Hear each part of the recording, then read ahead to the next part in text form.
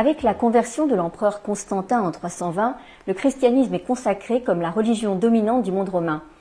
Mais avant cette date, qu'en est-il des relations entre juifs et chrétiens? Comment les deux groupes monothéistes définissaient-ils l'un par rapport à l'autre?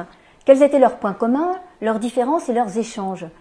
L'ouvrage récemment publié par Stéphanie Binder aux éditions du Cerf et intitulé avec audace « Tertullien et moi » nous offre bien des pistes et des éléments de réponse concernant l'Afrique romaine et son premier prédicateur chrétien en langue latine, le carthaginois Tertullien. L'essai nous éclaire aussi sur les motivations souterraines et intimes qui déterminent le chercheur dans ses choix d'études. Stéphanie Binder, bonjour. Bonjour Nathalie. Vous êtes docteur en judaïsme et en patristique de l'Antiquité. Vous êtes née en France, mais vous êtes israélienne depuis une vingtaine d'années, c'est ça? Tout à fait. Juive pratiquante et vous enseignez à Bar-Ilan. Alors déjà, est-ce que vous pouvez nous parler de Tertullien pour le situer un peu? Tertullien est le premier auteur chrétien à écrire en latin. Il vit à la fin du 2e, début du 3e siècle à Carthage, donc en Tunisie. Donc, oui, en Tunisie, oui.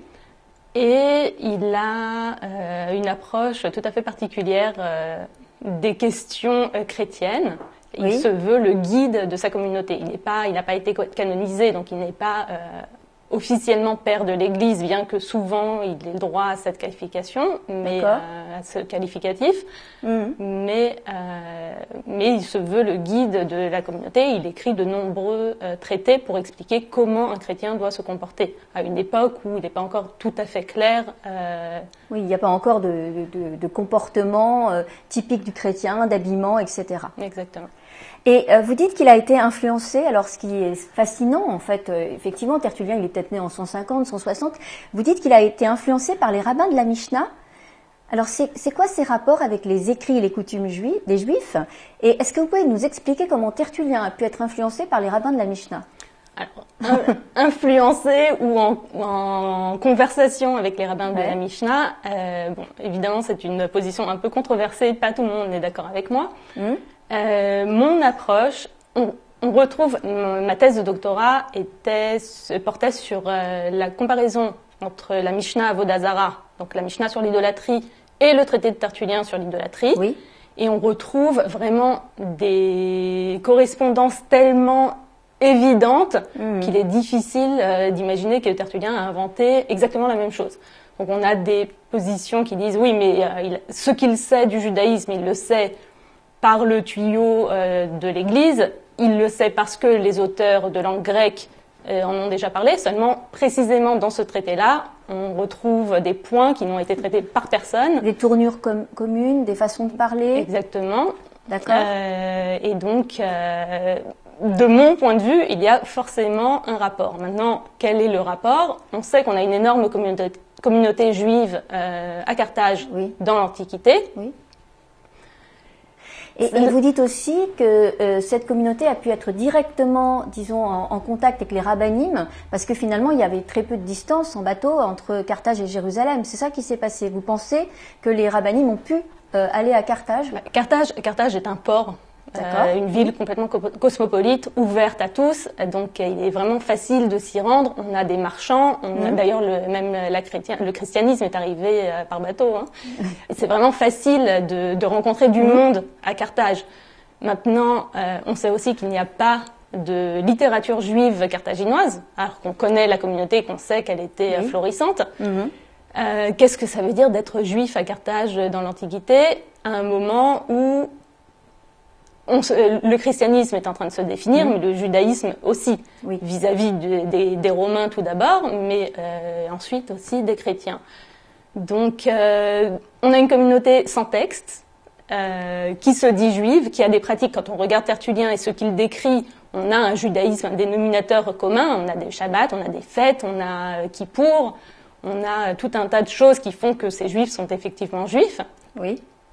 Et donc, mon approche est que puisqu'on est à un moment où les pharisiens ou les rabbins essayent de diffuser leur façon de voir le judaïsme et de définir ce qui fait d'un juif un juif, a priori, le fait qu'on ait cette communauté, que Tertullien utilise des données de la Mishnah, a priori, la Mishnah aurait traversé la mer pour arriver à Carthage. Et est-ce que vous pensez qu'il est issu d'une communauté chrétienne judaïsante ou qu'il a d'abord été converti au judaïsme avant de se convertir au christianisme, d'après vous? D'après moi, je suis d'accord avec la thèse de Claude Aziza qui dit que Tertullien a d'abord cherché à se convertir au judaïsme. Et comme beaucoup, il était plus facile de se convertir au christianisme qu'au judaïsme parce qu'il y avait quand même beaucoup moins de règles à respecter, en tout cas au début, avant que Tertullien ne s'en mêle et en impose de nouvelles. Mais puis il y avait la circoncision. Exactement. Voilà. Donc la circoncision, c'est pas très légal, plutôt douloureux. Donc c'est vrai que si on peut éviter de passer par là, plus le fait que l'histoire juive, pour quelqu'un qui vient du monde gréco-romain ou d'Afrique, l'histoire juive n'a absolument, la sortie d'Égypte, ça n'a aucun rapport avec leur vie.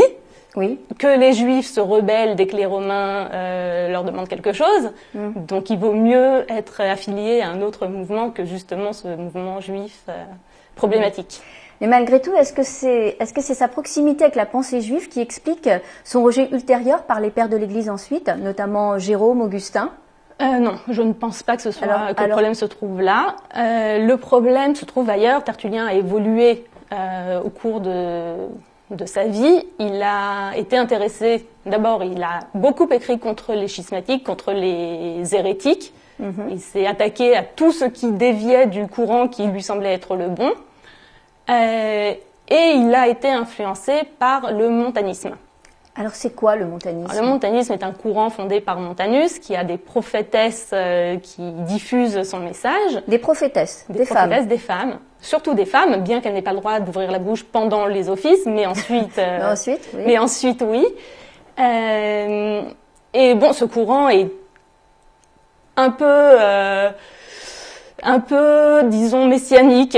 Ils sont là à se dire, bon ben, demain, Jésus revient. Donc ils sont vraiment prêts à l'accueillir et très enthousiastes. Et comme Jésus ne revient pas... Eh ben justement, eux, c'est pas leur problème.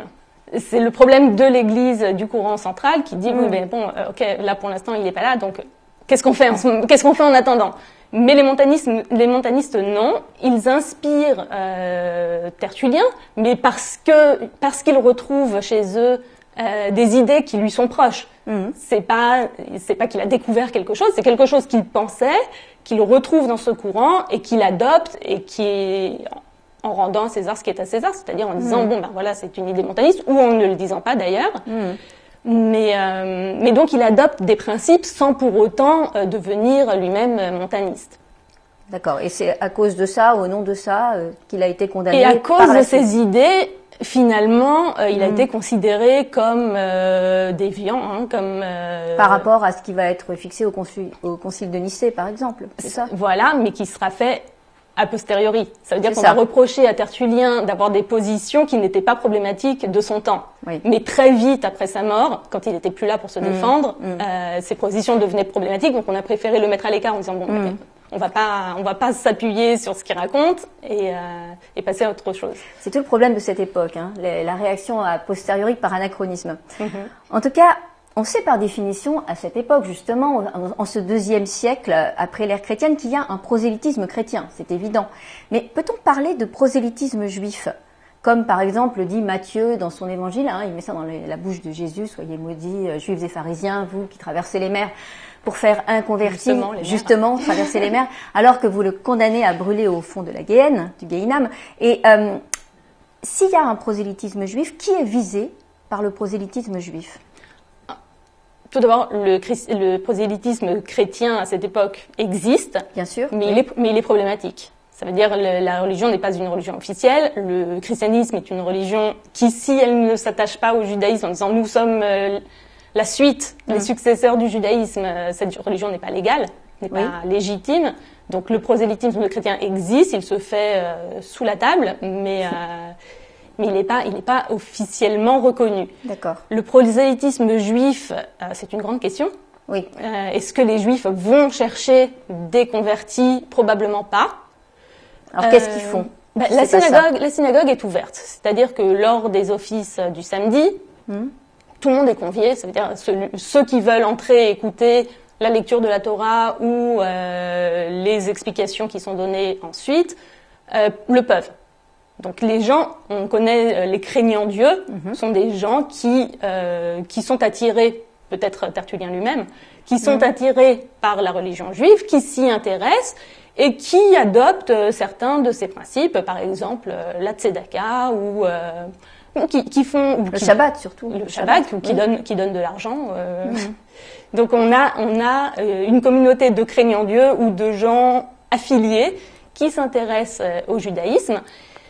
À partir du moment où le christianisme s'impose plus ou moins à Carthage, les clients, si vous voulez, des deux mouvements sont les mêmes. C'est ça.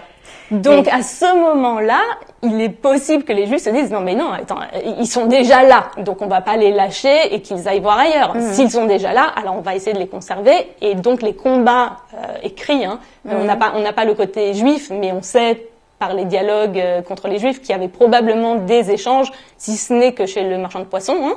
Il y avait des échanges qui existaient, qui se tenaient, qui avaient lieu dans la ville. Et là, on se rend compte que effectivement, les Juifs probablement essayaient de conserver leurs ouailles à l'intérieur de la communauté, de ne pas les laisser se convertir. D'une part, et puis il y avait des Juifs qui pouvaient être tentés par rejoindre aussi. Voilà. Tout à fait. Donc le prosélytisme est plutôt interne, c'est-à-dire conserver ce qui est déjà là plutôt que d'aller de chercher l'expansion. On ne recherche pas l'expansion, mais on cherche à garder ce qu'on a. Ce qu'on a.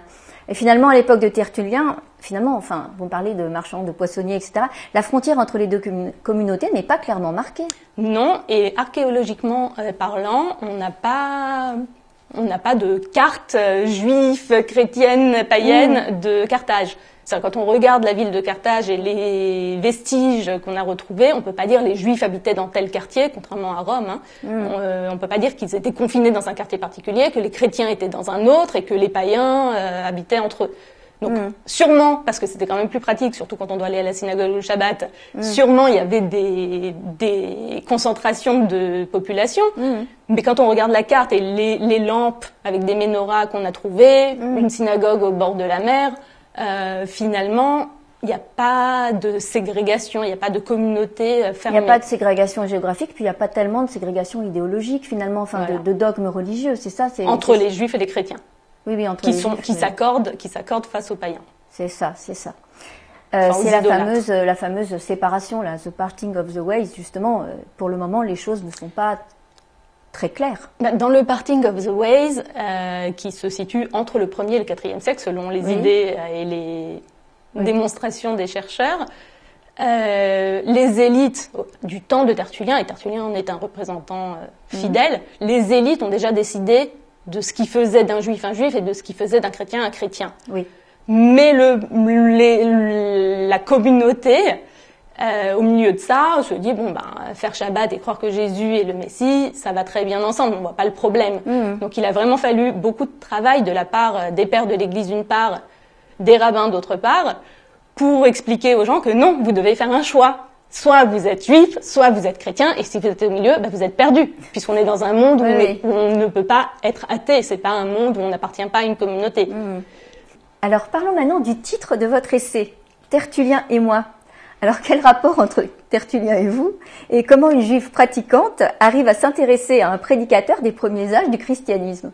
Justement, le sujet du livre, c'est bien toute la question de quel rapport entre Tertullien et moi.